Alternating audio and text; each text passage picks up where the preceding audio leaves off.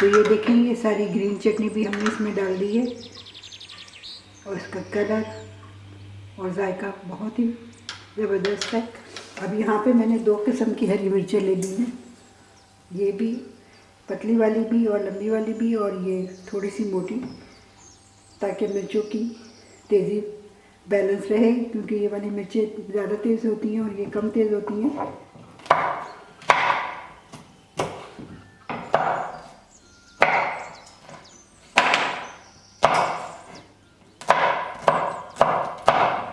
तो ये सभी हरी मिर्चें हमने काट ली हैं,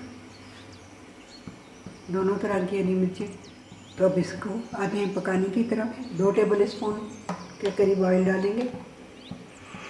5-6 कुचे हुए लहसुन के, इनको मैंने मोटा मोटा काट लिया, ये डाल देंगे। इसी तरह कुछ पीस अदरक के हैं 5-6, ये डाल देंगे।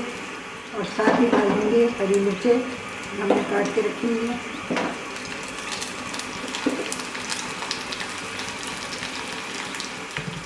अब इनको खूब अच्छी तरह सौटे करेंगे। सेम वही तरीका है जो रेड चटनी में हमने किया था। अब 2 टीस्पून इसमें नमक डालेंगे।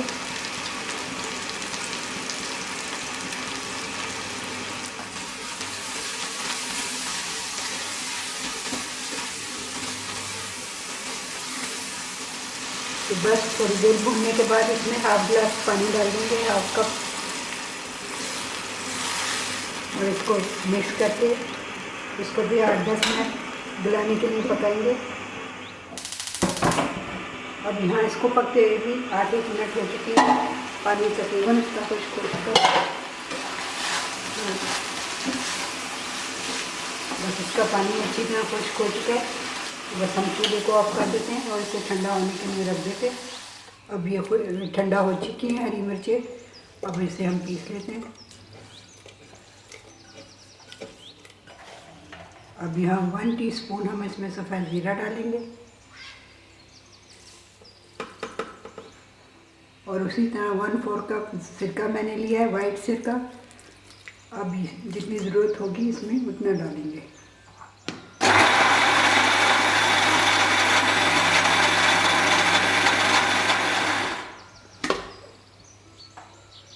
थोड़ा और डालेंगे।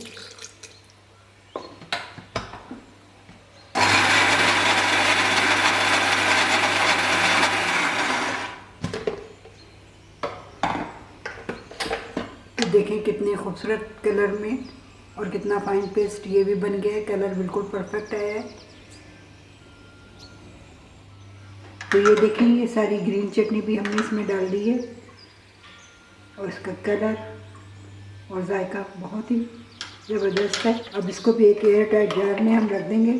ग्रीन वाली और ये रेड वाली दोनों चटनियाँ तैयार हैं। इसे एक लंबे अरसे तक आप रख के इस्तेमाल कर सकते हैं, क्योंकि हमने इसमें सिरका डाला है तो ये लंबे अरसे तक चल सकती है।